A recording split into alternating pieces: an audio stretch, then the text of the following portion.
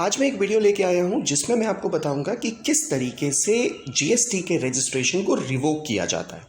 इसका मतलब ये है कि कई बार क्या होता है कि आप कंप्लाइंस फुलफिल नहीं करते हो और आपको एक नोटिस आ जाता है दैट कि आपने इस तरीके के कंप्लाइंसेस पूरे नहीं किए, जैसे फॉर एग्जांपल जीएसटीआर 1 और 3 भी फाइल नहीं किया है, जिस वजह से हम आपके जीएसटी रजिस्ट्रेशन को कैंसिल कर रहे हैं। अगर आप चाहते हो कि ये रजिस्ट्रेशन मैं कैंसिल ना करूं तो आप हमें शो कॉज नोटिस दो और इसके अलावा जितने भी पुराने रिटर्न आपने फाइल नहीं किए उसको जल्दी से जल्दी फाइल करिए। इसके लिए आपको 15 डेज या कम समटाइम 30 डेज का भी नोटिस दिया जाता है। तो अब आपके ऊपर रिस्पॉन्सिबिलिटी क्या आती है कि वो सारे कंप्लाइंस फुलफिल करके आप उनको इन्फॉर्म कर दो कि मैंने सारे रिटर्न फाइल कर दिए और अब मेरे रजिस्ट्रेशन को रिवोक कर दीजिए। लेकिन कई बार क्या होता है कि वो रिवोकेशन हम नहीं कर पाते हैं, नोटिस का टाइम खत्म हो चुकी होती है और हमारा रजिस्ट्रेशन कैंसिल हो जाता है। इस बार जो नोटिफिकेशन आया है उसके अकॉर्डिंग अगर किसी का भी रजिस्ट्रेशन कैंसिल हो गया है तो वो चाहे तो अपने रजिस्ट्रेशन को रिवोक कर सकता है। पर ध्यान दीजिएगा, अगर आपने अपने रजिस्ट्रेशन को वॉलंटरीली कैंसिल किया, यानी कि आपने खुद नोटिस दी थी कि भैया प्लीज मेरे रजिस्ट्रेशन को कैंसिल कर दीजिए, मैं इस फर्म को आगे नहीं बढ़ा रहा हूं, तब के केस में आपका रजिस्ट्रेशन रिवोक नहीं होगा। ध्यान रखिएगा, तब के केस में आपका रजिस्ट्रेशन रिवोक नहीं होगा।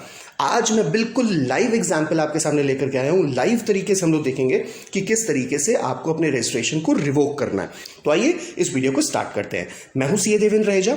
अगर आपने मेरे चैनल को सब्सक्राइब नहीं किया है तो इसको सब्सक्राइब जरूर कर दीजिए और ध्यान रखिएगा बेल का बटन जरूर दबाइएगा और इस वीडियो को लाइक और शेयर भी करिएगा। तो सबसे पहले आप क्या करोगे, आप सबसे पहले अपने वेबसाइट पे जाकर के, गूगल पे जाकर के टास्क बार में टाइप करोगे gst.gov.in। जैसे ही आप ये टाइप करोगे आपको ये फर्स्ट पेज खुला हुआ मिल जाएगा। इसके बाद आपका सबसे नेक्स्ट स्टेप होगा लॉगिन करने का। जैसे ही आप लॉगिन क्लिक करोगे तो आपको ये वाली स्क्रीन आ जाएगी जिसमें आपको अपना यूजर आईडी और पासवर्ड इनपुट करना पड़ेगा। ध्यान रखिएगा कि हो सकता है कि कई बार क्या होता है कि पुराना हो जाने की वजह से आपके पास यूजर आईडी पासवर्ड नहीं होता है, तो परेशान होने की जरूरत नहीं है। अगर आपको अपना यूजर आईडी रिटेन करना है तो आप इसके थ्रू रिटेन कर सकते हो, जिसके लिए आपको केवल रजिस्ट्रेशन नंबर अपना देना पड़ेगा, यानी कि जो भी आपका जीएसटी नंबर है आप वो इनपुट दोगे, कैप्चा कोड डालोगे, एंटर करोगे, आपको मेल पे आपका यूजर आईडी मिल जाएगा। सेम इसी तरीके से अगर आपको फॉरगेट पासवर्ड करना हो तो आप ये भी कर सकते हो, यानी कि दोनों अगर आप चाहो तो आप उसको रिटेन कर सकते हो। लेकिन अगर आपके पास है तब तो प्रॉब्लम ही नहीं है, आप यूजर आईडी और पासवर्ड इनपुट करिए और आपके लिए ये स्क्रीन खुल जाएगी। ध्यान रखिएगा, इसके बाद आपको क्या करना है, आप डैशबोर्ड के बगल में देखो तो एक सर्विस का ऑप्शन होता है। इस सर्विस के ऑप्शन में आप जाओगे, सर्विस के ऑप्शन में आपको ऑप्शन मिलेगा रजिस्ट्रेशन का। जैसे ही रजिस्ट्रेशन के ऑप्शन को आप क्लिक करोगे इस तरीके से आपके पास 4 कॉलम आएंगे और आपको सेलेक्ट करना है application for revocation of cancelled registration. Application for revocation of cancelled registration, आपको इसको क्लिक करना है। ध्यान रखिएगा कि जैसे ही आप इसको फर्स्ट टाइम क्लिक करोगे तो उसमें लिखा हुआ होगा कि first fill your all the returns, all the pending returns. इसके बाद ही आप ये पोर्टल को यूज कर पाओगे। अगर आपने ऑलरेडी सारे रिटर्न को फाइल कर दिया है तब तो प्रॉब्लम नहीं है। जैसे ही आप इसको क्लिक करोगे आपको दूसरी ये स्क्रीन मिल करके चली आ जाएगी। आपको बता दिया जाएगा कि आपका रजिस्ट्रेशन नंबर ऑर्डर क्या था, कैंसिलेशन ऑर्डर क्या था, किस डेट को ये कैंसिल हुआ था, वगैरह वगैरह सारी डिटेल आपको दे दी जाएगी। इसके बाद आपके पास देखो तो एक बॉक्स मैंने जो बना रखा है इसमें आपको पूछा जाएगा कि भैया रीजन बताइए कि आपके रजिस्ट्रेशन को हम लोग रिवोक क्यों करें, reason for revocation for cancellation, हम उसको क्यों करें। तो आप बता दीजिए कि सर मेरे से गलती हो गई थी, मैं due to such and such reason ऐसा नहीं कर पाया था।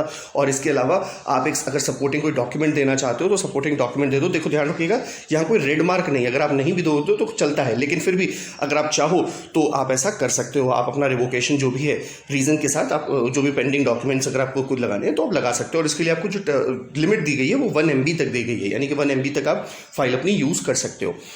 जैसे ही ऐसा हो जाओगे, जैसे आप नीचे स्क्रॉल डाउन करोगे तो आप देखोगे जो भी नॉर्मल प्रोसीजर होता है, सबसे पहले टिक करिएगा कि हाँ हम सारी चीज़ों को एक्नॉलेज करते हैं। इसके अलावा जो भी नेम ऑफ द सिग्नेटरी है उसका नाम सेलेक्ट करोगे।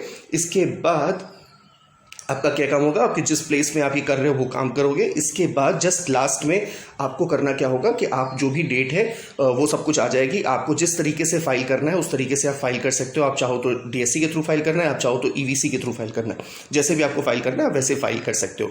जैसे ही सबमिट विथ ईवीसी करोगे आपके पास ओटीपी आ जाएगा, ओटीपी एंटर करोगे, उसको वैलिडेट करोगे, फाइनली आपको एक सक्सेसफुल का मैसेज आ जाएगा और 15 मिनट के अंदर आपको जो भी जिस तरीके से पहले होता था बिल्कुल वैसे ही एक्नॉलेजमेंट मिल जाएगी।